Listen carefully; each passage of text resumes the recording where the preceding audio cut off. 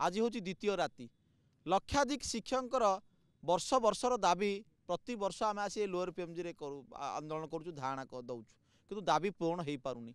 विभिन्न कमिटी बसुची सरकार मंत्री स्तरीय कमिटी बसुची आप सचिव स्तरीय कमिटी बसुची किंतु दाबी पूर्ण होनी। तेणु जिते भी कष्ट आसू आम पाखे जो भारत वर्षर कम ग्रेड पे देती सरकार 2200 ग्रेड पे 22 टी राज्य से भाया ग्रेड पे ना 22 राज्य 4200 ग्रेड पे प्राथमिक शिक्षक मैंने पाँच।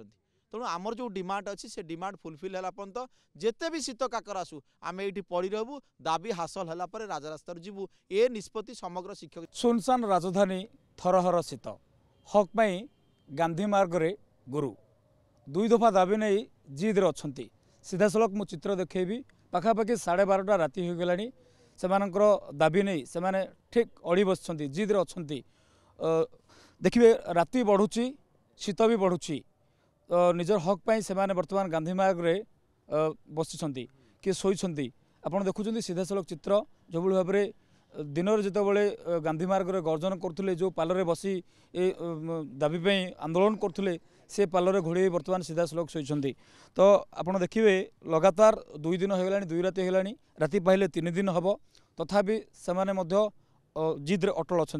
गुरुत्वपूर्ण कथा हूँ कि एथर कमिटी नुहे कि प्रतिश्रुति नुहे राज्य सरकार तांकर दाबी पूरण करंतु बोली माने अड़ी बसछंती आमे प्रतिक्रिया नेबा किंतु ता पूर्व तांकर जो 2टी मुख्य दाबी रही प्राथमिक शिक्षक मूल पदवी को अपग्रेड करी लेवल 9 अनुसार मूल वेतन 35,400 टंका प्रदान करवा ए सहित 2001 रु आज जाए कार्यरत समस्त शिक्षकों कार्यावली को ठिका कार्य उच्छेद करी मूल चाकरीर गणना करने सह 6टी नेशनल इनक्रिमेंट प्रदान करने भली 2टी मुख्य दाबी रही।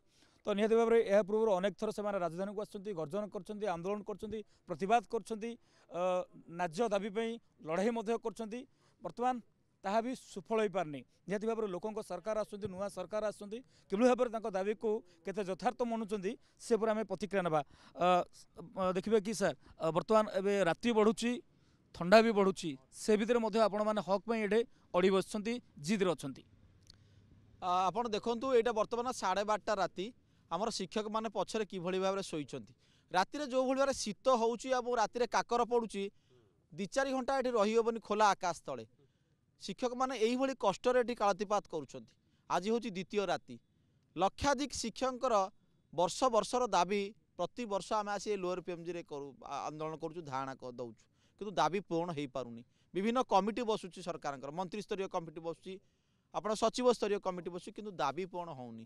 तेणु जिते भी कष्ट आसू आम पाखे जो भारत वर्षर कम ग्रेड पे देती सरकार 2200 ग्रेड पे 22 टी राज्य से भाया ग्रेड पे ना 22 राज्य 4200 ग्रेड पे प्राथमिक शिक्षक मैंने पाँच। तेणु आमर जो डिमांड अच्छी से डिमांड फुलफिल है पर्यंत जिते भी शीत काकर आसू आम ये पड़ी रहू दाबी हासिल है राजरास्तार जीवु ए निष्पत्ति समग्र शिक्षक जाति आम नहीं। खोला आकाश तले बस मशा भी कामुड़ी आपको देखिए लगातार 2 दिन भितर देह टी असुस्थ अनुभव कले तथापि आपण मैंने बस निश्चित भाव में सार आम 2 दिन है लगातार ये बसीचु रात्रि रोचु एवं आज रात्रि ये अच्छु आम आमर अनेक शिक्षक भाई ये शोई पड़ी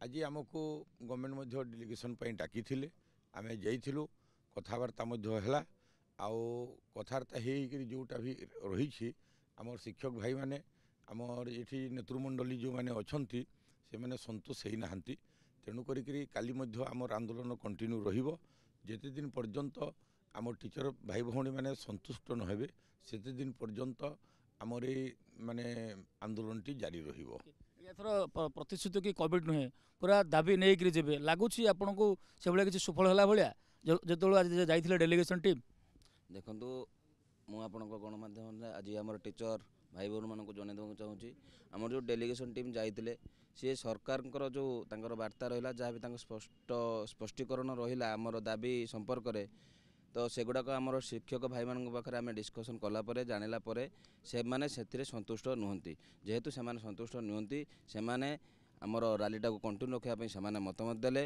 ତ ଆମର ପାଖାପାଖି ଆଜି 40ରୁ 50,000 ଟିଚର ଯେଉଁମାନଙ୍କ ନେତୃତ୍ୱ ସହିତ ଆମେ ଆଲୋଚନା କଲା ପରେ ଏ ରାଲିଟାକୁ କଣ୍ଟିନ୍ୟୁ କରିବୁ। ଆଉ ରାଲିଟା କାଲି କଣ୍ଟିନ୍ୟୁ ରହିବ ବୋଲି ସମସ୍ତଙ୍କର ମତ ଆସିଲା, ସେଥିପାଇଁ ଆମେ ରାଲିଟାକୁ କଣ୍ଟିନ୍ୟୁ କରୁଛୁ।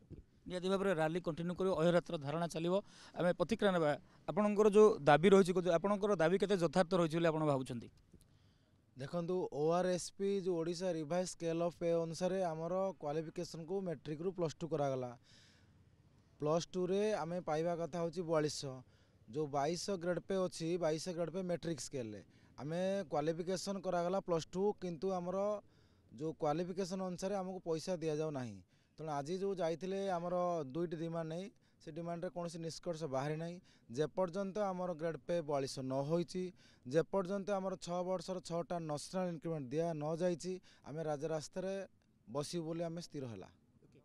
ବର୍ତ୍ତମାନ ଆପଣ କେତେ ସୁରକ୍ଷିତ ଭାବୁଛନ୍ତି? ବର୍ତ୍ତମାନ ନା ସୁରକ୍ଷିତ ଆପଣ ଯଦି ଏ ପ୍ରକ୍ରିୟା ଉପରେ ରଖିବେ, ସୁରକ୍ଷିତ ଅଛୁ। ପୁଲିସ ଭାଇମାନେ ବି ଆମକୁ ସହଯୋଗ କରୁଛନ୍ତି, ଏଥିରେ କିଛି ଅସୁବିଧା ନାହିଁ। କିନ୍ତୁ ମନ୍ତ୍ରୀ ଅପିଲ କରିଥିଲେ ଆପଣମାନେ କ୍ଲାସରୁମ୍କୁ ଯାଆନ୍ତୁ, କ୍ଲାସରୁମ୍ ଛାଡ଼ି ଗାନ୍ଧୀ ମାର୍ଗରେ ଏଭଳି ଗର୍ଜନ କରନ୍ତୁ ନାହିଁ, ଥଣ୍ଡା କାକରରେ ପଡ଼ିକି ରୁହନ୍ତୁ ନାହିଁ।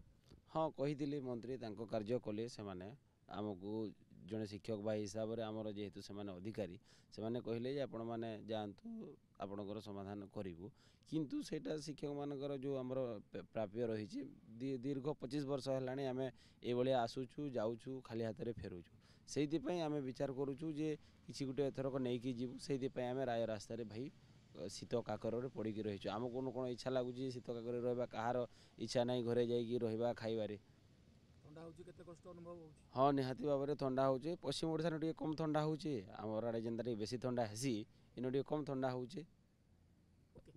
ଆପଣ ଶୁଣୁଥିଲେ, କହିପାରିବା ଗୁରୁଙ୍କର ଦୁଃଖ ଶୁଣୁଥିଲେ, କିଭଳି ଭାବରେ ହକ୍ ପାଇଁ ଦୀର୍ଘ 25 ବର୍ଷ ହେଲା ସେ ନ୍ୟାୟିକ ଲଢ଼େଇ କରୁଛନ୍ତି, ବାରମ୍ବାର ଆନ୍ଦୋଳନ କରୁଛନ୍ତି, ଦାବି ଜଣାଇଛନ୍ତି, ତଥାପି ମଧ୍ୟ କୌଣସି ପ୍ରକାର ସମାଧାନର ବାଟ ବାହାରି ପାରୁନାହାନ୍ତି। ତ ଗୁରୁତ୍ୱପୂର୍ଣ୍ଣ କଥା ହେଉଛି ଡେଲିଗେସନ୍ ଟିମ୍ ଯାଇଥିଲେ, ଆଲୋଚନା ହେଇଛି, କିନ୍ତୁ ସେ ଆଲୋଚନାରେ ସେମାନେ ସନ୍ତୁଷ୍ଟ ନୁହନ୍ତି। ତ ବର୍ତ୍ତମାନ ସ୍ଥିତିରେ ଆପଣ ଦେଖୁଛନ୍ତି, ବର୍ତ୍ତମାନ ସମୟ ଯେତେ ଆଗକୁ ବଢ଼ୁଛି, ଶୀତର ଅନୁଭବ ମଧ୍ୟ ସେତିକି ହେଉଛି। ପୁରା କହିପାରିବେ ଗୋଟେ ପ୍ରକାର ପରିସ୍ଥିତି ଆପଣ ଦେଖିଲେ ଲାଗୁଛି ଯେ କେଉଁ ଭାବରେ ଯେଉଁମାନେ ଗୁରୁମାନେ ଅଛନ୍ତି, ପାଠ ପଢ଼ାଉଛନ୍ତି, ଦେଶରେ ମାନେ ଭବିଷ୍ୟତ ଗଢ଼ୁଛନ୍ତି, ସେଭଳି ସ୍ଥିତିରେ କିଭଳି ଭାବରେ ସେମାନେ ଏଠି ଥଣ୍ଡା କାକରରେ କାଳାତିପାତ କରୁଛନ୍ତି, ତାହାର ସ୍ପଷ୍ଟ ଭାବରେ ଚିତ୍ର ଆପଣ ଦେଖିବାକୁ ମିଳୁଛି। ତେବେ ଦେଖିବାର କଥା, ବର୍ତ୍ତମାନ 2 ଦିନ 2 ରାତି, ରାତି ପାଇଲେ 3 ଦିନ ହେବ ତାଙ୍କର ଧାରଣା ବା ଆନ୍ଦୋଳନ ପ୍ରତିବାଦ ଚାଲୁ ରହିବ। ଯେଉଁ ପର୍ଯ୍ୟନ୍ତ, ଯେମିତି ମୁଁ ସୂଚନା ଦେଉଥିଲି ପୂର୍ବରୁ, ଏଥର କୌଣସି କମିଟି ନୁହେଁ କି ପ୍ରତିଶୃତି ନୁହେଁ, ନିଜର ଦାବିକୁ ନେଇକରି ଯିବା ପାଇଁ ସେମାନେ ଅଡ଼ି ବସିଛନ୍ତି, ଜିଦ୍ରେ ଅଛନ୍ତି। ତେବେ ଦେଖିବାର କଥା, ଏ ଗାନ୍ଧୀ ମାର୍ଗରେ ଯେଉଁ ଗୁରୁଙ୍କର ଗର୍ଜନ ସରକାରଙ୍କ ଉପରେ ବା ସରକାରଙ୍କର କାନରେ କେମିତି ପଡ଼ୁଛି, ଆଉ ସେମାନଙ୍କ ଦାବିକୁ କେତେ ଦୂର ମାନି ନେଉଛନ୍ତି। ଭୁବନେଶ୍ୱରରୁ ଭିଡ଼ିଓ ଜର୍ଣ୍ଣାଲିଷ୍ଟ ସନ୍ତୋଷ ନାୟକଙ୍କ ସହିତ ଅରୁଣ ସାହୁ, OTV।